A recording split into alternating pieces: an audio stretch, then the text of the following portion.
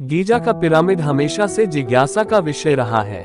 हजारों साल पहले उसका निर्माण कैसे किया गया होगा, इसकी गुत्थी कोई नहीं सुलझा पाता है। लेकिन आधुनिक विज्ञान को इस दिशा में एक महत्वपूर्ण कामयाबी मिली है, जिससे इसका एक बहुत बड़ा रहस्य तो खुला ही, भविष्य में इससे जुड़े और भी सवालों के जवाब मिलने की उम्मीदें जग गई हैं। इस शोध से ये भी पता चलता है कि कैसे पर्यावरण में उलटफेर होते रहते हैं और हो सकता है कि आज जहां नदियां बह रही हो, कुछ हजार वर्षों में उसका निशान खोजना भी असंभव बन जाए। गीजा के पिरामिड को लेकर आज तक बने रहे कई रहस्य। पुराने मिस्र साम्राज्य के गीजा का पिरामिड आज भी दुनिया का ध्यान अपनी ओर खींचता है। इसने मजबूती के साथ हजारों साल में अपने सामने खड़ी हुई चुनौतियों का मुकाबला किया है। लेकिन दुनिया भर के पुरातत्वविद ये गुत्थी पूरी तरह कभी नहीं सुलझा सके कि इतना विशाल और भव्य निर्माण उस जमाने में कैसे किया गया होगा, जब आधुनिक तकनीक का दूर दूर तक कहीं नाम भी नहीं था। आखिर उस समय के लोगों ने इसे बनाने के लिए कौन सी टेक्नोलॉजी इस्तेमाल की होगी? इतने बड़े बड़े चूना पत्थर और ग्रेनाइट के ब्लॉक से कैसे रेत में पहाड़ खड़ा किया होगा? कैसे इतने भारी पत्थर जुटाए गए होंगे? लेकिन आधुनिक रिसर्च ने इन रहस्यों से पर्दा उठा दिया है।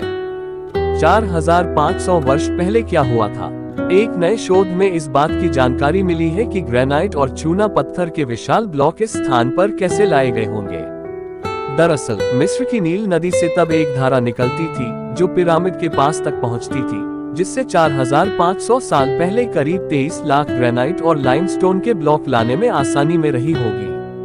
ये ब्लॉक औसतन 2 टन वजनी थे। नील नदी की वह धारा आज अस्तित्व में नहीं है, क्योंकि आज नील नदी पिरामिड से काफी दूर है। मिस्र के पिरामिड का बहुत बड़ा रहस्य खुला। Proceedings of the national academy of sciences में एक शोध छपा है, जिसमें उस पुरानी जलधारा के बारे में बताया गया है। शोधकर्ताओं ने कहा है, अब ये बात स्वीकार की जाती है कि प्राचीन मिस्र के इंजीनियरों ने गीजा पठार के लिए निर्माण सामग्री और बाकी चीजों के परिवहन के लिए नील नदी के एक पूर्व चैनल का इस्तेमाल किया था।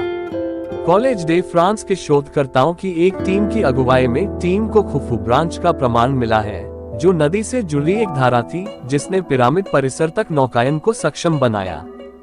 कभी उस क्षेत्र में हरियाली रही होगी? रिसर्च इस शोध के लिए शोधार्थियों ने गीजा के 8000 साल पुरानी बाढ़ वाली जमीन में पराग से उत्पन्न वनस्पति के पैटर्न को पानी की धारा के आधार पर उसे रिकंस्ट्रक्ट करके ये रिसर्च किया है। इसके लिए टीम ने गीजा के पास मरुस्थल में 30 फीट गहराई में ड्रिलिंग की। उन्होंने उस जमाने में वहां मौजूद पौधों के जीवन के बारे में जानने के लिए पराग कणों का विश्लेषण किया और पाया कि जो स्थान आज मरुस्थल बन चुका है, वहां कभी पौधों और फन की 61 प्रजातियां मौजूद थीं। निष्कर्षों से यह जानकारी मिली है कि कैसे इस क्षेत्र में पारिस्थितिक परिवर्तन हुए हैं। पिरामिड वाली भूमि कभी जलमग्न थी। शोध पराग के आंकड़ों का इस्तेमाल करके शोधार्थियों ने यहां तक अनुमान लगाया है कि वहां का जल स्तर पहले कितना था, और इसमें ये बात सामने आई है कि जिस इलाके में 4500 साल पहले पिरामिड खड़ा किया गया था, वह करीब 8000 साल पहले पानी के नीचे था। अगले कुछ हजार वर्षों में ये पूरी तरह सूख गया।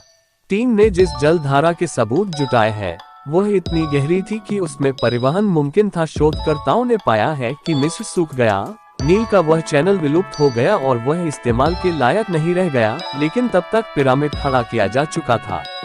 पहले के शोधकर्ताओं ने यह अनुमान जाहिर किया था कि मिस्र के प्राचीन इंजीनियरों ने मरुस्थल में परिवहन को आसान बनाने के लिए शायद नदी की कृत्रिम जलधारा निर्मित की होगी। हालांकि उनके दावों के पक्ष में साक्ष्य नहीं के बराबर थे। हालांकि नई रिसर्च में भी टीम ने इस बात की ओर इशारा किया है कि चीजें कब और कैसे बदली और मौजूदा लैंडस्केप कैसे तैयार हुआ, इसका पर्यावरण आधारित पूरी टाइमलाइन के साथ साक्ष्य अभी भी मौजूद नहीं है। किसी यांत्रिक मदद, पहिया या लीवर इन भारी भारी पत्थरों को इतनी ऊंचाई पर कैसे चढ़ाया गया होगा? इस विषय में दिए गए सिद्धांतों के अनुसार इन पत्थरों को ढालों रैंप्स के निर्माण द्वारा ऊपर चढ़ाया गया होगा, जो सर्पिलाकार सीढ़ियों की तरह बनाए गए होंगे। इसी को लेकर कुछ लोग यह अटकल भी भिड़ाते हैं कि वे लोग किसी प्रकार गुरुत्वाकर्षण ग्रेविटी का निषेध करके पत्थरों को भारहीन कर लेते थे। लेकिन यह मसला उस समय और भी रहस्यमय हो जाता है जब ईसा से 500 वर्ष पूर्व का यूनानी इतिहासकार हेरोडोटस अपनी रचनाओं में ऐसी मशीनों का जिक्र करते हैं जिनके सहारे मिस्री लोग भारी चीजों को ऊपर चढ़ाते थे। लेकिन मिस्र की कला, स्थापत्य तथा साहित्य में इन मशीनों का कोई जिक्र नहीं मिलता। जूलियस सीजर के युग के यूनानी इतिहासकार सिकुलिस्ट ने मिस्र के पिरामिड के निर्माण के लिए उन श्रमिकों की प्रशंसा की है जिन्होंने इतने भव्य और महान स्मारकों को बनवाया। रोमन लेखक प्लिनी 23-79 ईस्वी ने इन पिरामिडों को राजाओं द्वारा की जाने वाली बर्बादी और मूर्खता का प्रमाण बताया है, परंतु ऐसे लोग ही अधिक हैं जो इन पिरामिडों को मानवीय प्रयास का सर्वोच्च शिखर मानते हैं। जब तक पिरामिडों की वास्तुकला से संबंधित और उनके उद्देश्य से संबंधित सारे रहस्य खुल नहीं जाते, तब तक इस तरह के परस्पर भिन्न भिन्न विचार सामने आना स्वाभाविक ही है। आपको ये जानकारी कैसे लगी, कमेंट्स करें, चैनल सब्सक्राइब करें।